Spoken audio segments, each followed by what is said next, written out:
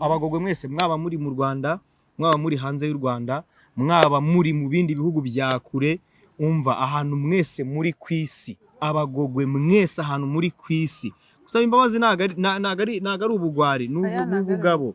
Mbasabye imbabazi mbikuye ku mutima, ahubwo noneho muze mumfashe aba bantu barimo kushaka kutwanganisha kandi turi mu gihugu. Twebwe turi mu gihugu, turimo turakorera igihugu, turi urubyiruko, umuntu ari hanze y'igihugu ntari no mu gihugu, ariko arimo aranganisha abanyarwanda barimo gukora kugira ngo babeho.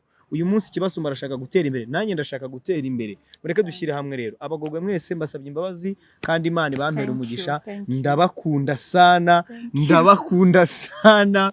N'ikimenyimenyi. Thank you. Data dawe reka nkusibye uyu munsi nta gihembo nkubwira ibanga maranye iminsi irimbanda ritakurenze hato utazumva iyo nkuru hanze utindabizi ntibindeba kandi erega namusanze mbona ari mwiza tukanasangira bisa neza iwe rwose meze nk'uwi